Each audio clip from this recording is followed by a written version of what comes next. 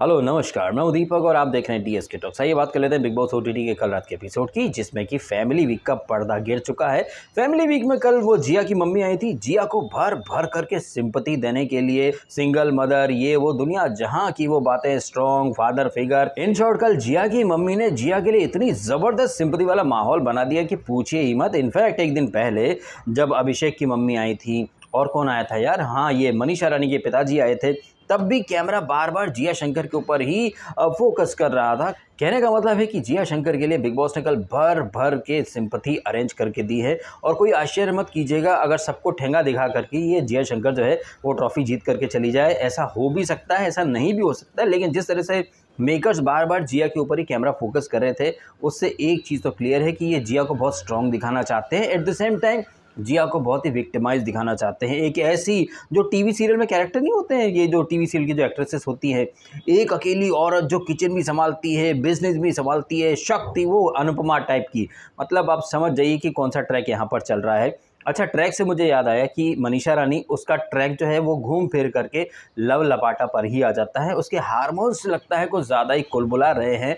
भैया किसी के पिताजी आए हैं, तुम्हारे भी पिताजी आए हैं, करोड़ों लोग तुम्हें देख रहे हैं, लेकिन बार बार मन चले जी हम प्यार करते हैं, यहाँ से हम घर नहीं जाएंगे, गुरुग्राम जाएंगे, फिर सास ससुर। मतलब ये बहुत टू मच हो रहा है मनीषा रानी का। ये एक टाइम पर इंटरटेनिंग था, बट अब बहुत ही इरिटेटिंग हो चुका है मनीषा का ट्रैक। एनीवे, तो ये जो फैमिली वीक था, इसमें एक दिन पहले तो आपने देखा ही था, अविनाश की मम्मी, अभिषेक की मम्मी जो आई थी वो रुकी भी थी, और अभिषेक की मम्मी को नाइट स्टे दिया गया था। अच्छा, अभिषेक की जो मम्मी है वो सबसे ज़्यादा समय तक घर में रुकी हैं। उनका पेडिक्योर मैनिक्योर ये सब एल्विश वगैरह सब ने किया भी। एल्विश को आई थिंक एल्विश को स्टार दे करके वो गई, उन्होंने पैचअप भी करा दिया बेबी का, और इन सब के जो गिले शिकवे थे वो सब दूर करा दिए। लेकिन जैसे ही अभिषेक की मम्मी, जिन्हें की बेबी का बार बार जिया की सास बोल करके कहीं ना कहीं टीज करने की कोशिश कर रही थी, तो थोड़ी देर के लिए ना मुझे ऐसा लगा कि अजनबी पिक्चर में नहीं अक्षय कुमार का वो इधर उधर ये वाला सीन, की मतलब जिया की सास गई तो अभिषेक की सास ने एंट्री मार ली, मतलब सास को सास ने ही रिप्लेस कर दिया। अब जिया जो है उसकी माँ सिंगल मदर है, और जिया ने बिग बॉस के घर में अपना एक बाप पैदा कर दिया है। तो मैं तो यही सोच रहा था कि जिया की मम्मी जड़ से कैसे मिलेगी, और जिया एक तरफ मम्मी आई बाहर से, एक तरफ घर के अंदर जो इनके पिताजी हैं जड़ साहब, वो तो थे ही सही। आई वॉज लाइक कि यार थोड़ा सा ये जो हस्बैंड वाइफ हैं इनका भी एक पर्सनल मूवमेंट टाइप का कुछ हो जाए, लेकिन ऐसा कुछ हुआ नहीं। सिचुएशन काफ़ी ऑकवर्ड थी जिया के लिए। एक तरफ घर में बनाया हुआ नकली बाप, और बाहर से आई हुई असली माँ। खैर, जिया शंकर की मम्मी के बाद भट्ट हाउस में एंट्री होती है भट्ट के बिटिया के पप्पा भट्ट की। वैसे आपने देखा होगा जिस तरह से मनीषा के पप्पा आए थे या एल्विश के पप्पा आए थे, एक सादगी थी, एक सिंप्लिसिटी थी, और सारी लड़कियों को आशीर्वाद दे रहे थे। लेकिन भट्ट हाउस की जो मालकिन है पूजा भट्ट, उसके जो पप्पा थे महेश भट्ट, वो आशीर्वाद देने के नाम पर बालों को सहरा रहे हैं, आंखों में आंखें डाल रहे हैं, स्पर्श सुख लेने का कहीं कोई मौका नहीं छोड़ा ठहर के भट्ट ने। और जिस तरह से महेश भट्ट मनीषा को ज्ञान दे रहा था, अपनी ही बातों से महेश भट्ट जो है ना वो कॉन्ट्राडिक्ट कर रहा था। एक तरफ कह रहा था कि जब आप आगे बढ़ते हो गुरूर आ जाता है, बेटा गुरूर कभी मत आने देना, अपने अंदर गुरूर जो होता है गुरूर मत आने देना, गुरूर मत आने देना। लेकिन थोड़ी देर के बाद गुरूर भी जरूरी है, वरना दुनिया आपको पोछा सामान लेती है, बेटा गुरूर, अरे गुरूर होना भी चाहिए, गुरूर नहीं भी होना चाहिए। तुम्हारी सिंप्लिसिटी बहुत अच्छी थी, लेकिन अब सिंप्लिसिटी नहीं, आप दिमाग ज़्यादा लगाने लग गई हो, ये वो। खैर, जब फैमिली वाले आते हैं तो यही माहौल बन जाता है। भट्ट हाउस में से फिर भट्ट का एग्जिट हो जाता है, फिर जनार्दन साहब आ जाते हैं जो कि ज्योतिष भी हैं। अच्छा, जनार्दन साहब ने जिस तरह से फ्यूचर प्रिडिक्ट करा है, एक तरफ ये जो है क्या नाम इसका मनीषा रानी, ये हाथों हाथ शादी रचाना चाहती है एल्विश से। एल्विश को पॉलिटिशियन बनना है, और 30 साल की एज में शायद उसकी शादी वगैरह हो, और जो पॉलिटिकल कैरियर है वो शायद बहुत लेट शुरू होगा। और एल्विश पर पूरी तरह से फिदा हो चुकी मनीषा रानी, उनके हार्मोन्स आउट ऑफ कंट्रोल हो रहे हैं, तो वो अगले साल ही शादी होगी उनकी, ऐसा बाबा जनार्दन ने बोला है। वैसे ही जो बाबा जनार्दन है जो कि बेबिका के पप्पा हैं, बेबिका ने कितनी ओवर एक्टिंग करी थी बेबिका ने यही मासूमियत वाली एक्टिंग करके महेश भट्ट से एक स्टार भी ले लिया था। महेश भट्ट बोले थे कितनी ईमानदारी है इसके अंदर। अरे ट्रक निकल जा भाई, ट्रक निकल गया, हाँ ट्रक निकल गया। हाँ, तो महेश भट्ट ने वो स्टार दे दिया था बेबिका पर फिदा होकर के।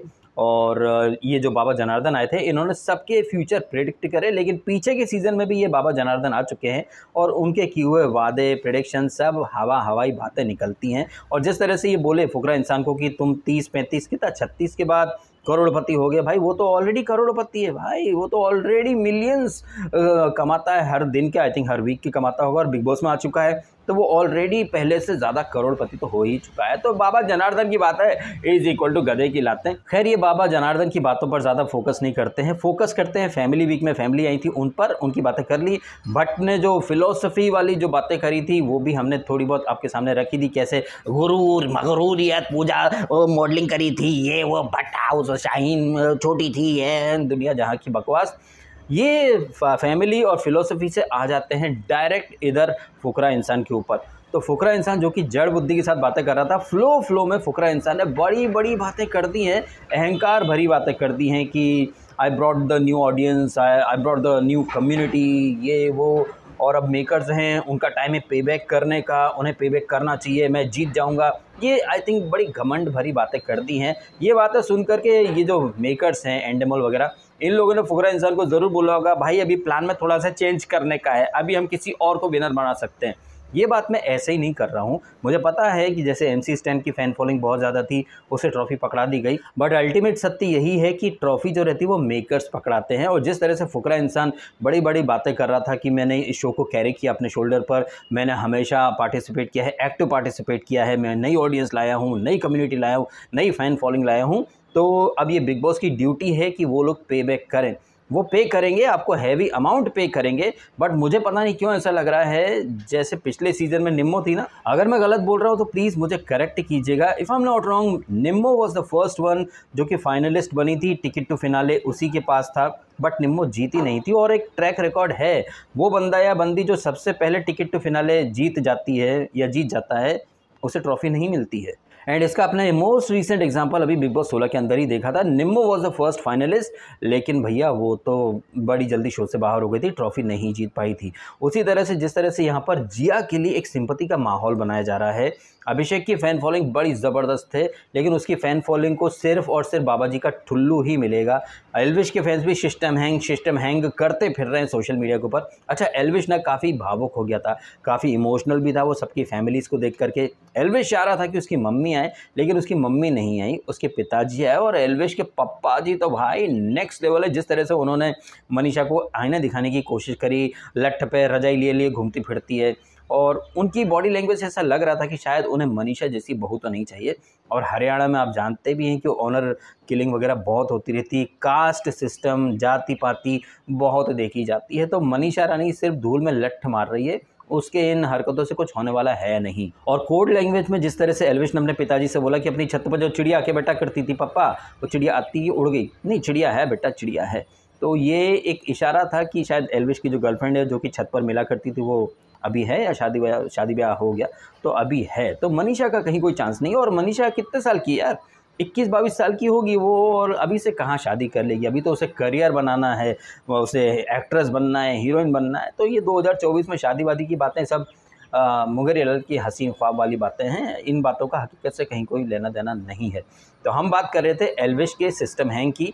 ये जो एल्विश के जितने भी फैंस हैं, जितनी भी बड़ी आर्मी है, ये ट्विटर पर दिन भर ट्रेंड करते रहते हैं, बट एल्विश हिमसेल्फ नोज कि वो नहीं जीतेगा। वाइल्ड कार्ड को वैसे भी नहीं जिताया जाता है। और जिस तरह से अभिषेक ने शो में रहकर ही मेकर्स को एक तरह से ऑर्डर दे दिया है कि मैं कम्युनिटी लाया, मैं नई ऑडियंस लाया, अब मेकर्स मुझे पे बैक करें, तो क्या मेकर्स अभिषेक के अकॉर्डिंग चलेंगे? I don't think so. Makers चलेंगे पूजा भट्ट के अकॉर्डिंग या फिर अपनी डे 1 की प्लानिंग के अकॉर्डिंग। और ज़्यादातर सीज़न में आपने देखा होगा, चाहे वो बिग बॉस 15 रहा हो या फिर मक्खी वाला सीज़न रहा हो, शो को रन करता है कोई और, लेकिन ट्रॉफी ले जाता है कोई और। आपने बिग बॉस 16 में देखा, आपने बिग बॉस 15 में देखा, आपने बिग बॉस 16 में देखा, शो को रन करा किसी और ने, ट्रॉफी लेकर के चला गया कोई और अपनी फैन फॉलोइंग के बूते। हालांकि वहां पर मेकर्स ने डे 1 से बोल दिया था एक्सपेक्ट द अनएक्सपेक्टेड। अब क्या है कि एक बार मेकर्स ने अपनी जो चेन थी ना, अपने जो फेसेस को जिताने की, वो चेन एक बार तोड़ दी। अब उस टूटी हुई चेन को ये लोग फिर से जोड़ना चाहते हैं। पता नहीं क्यों मुझे ऐसा एक आभास जैसा होने लगा है कि जिया शंकर को ये लोग जिताना चाहते हैं, मुझे ऐसा लग रहा है। और अभिषेक ने जिस तरह से कल घमंड भरी बातें करी हैं, शायद उसने अपने ही पैरों पर कुल्हाड़ी मार ली है। ओवर कॉन्फिडेंस में बंदा बड़ी बड़ी बातें कर गया, और हो सकता है कि इसका खामियाजा उसे भुगतना पड़े, या ये भी हो सकता है कि बिग बॉस OTT में वो रनर अप बने और बिग बॉस 17 में वो शायद विनर बन जाए। वो बड़ा शो होगा तो क्या पता भाई, अंदर खाने में ये सारी सेटिंगें होती तो हैं। अब आप बताइएगा कमेंट करके आपके क्या अनुमान है और आपको क्या लगता है, जिस तरह से अभिषेक ने जो बड़ी बड़ी बातें करी हैं, क्या मेकर्स उसे पेबैक करेंगे, क्या उसे जिताएंगे? और जिस तरह से जिया, जो कि न 3 में है न 13 में है, लेकिन कैसे उसे स्ट्रॉन्ग स्ट्रॉन्ग स्ट्रॉन्ग बोल गई उसकी मम्मी, और जो ब्लंडर करे थे जिया ने, वो सारे ब्लंडर जो है वो कारपेट के नीचे दफन कर दिए गए। तू 13 साल की थी तब से तूने खुद को संभाला है। इन शॉर्ट पब्लिक के ऊपर एक चीज़ थोपी जा रही है कि देखो जिया कितनी गुणवंती है, कितनी स्ट्रॉन्ग है। अगर वो स्ट्रॉन्ग नहीं होती तो यहाँ तक नहीं पहुँच पाती, लेकिन वो यहाँ तक आई नहीं है, उसे यहाँ तक लाया गया है। क्या है आपका मानना इन सारी बातों के बारे में? कमेंट करके अवश्य बताइएगा। आपको वीडियो अच्छा लगा तो उसको लाइक ज़रूर कीजिएगा और कीजिएगा चैनल को सब्सक्राइब। मिलते हैं आपसे अगले वीडियो में। अपने समय निकाल कर वीडियो देखा, आपका बहुत बहुत धन्यवाद। Thank you so much.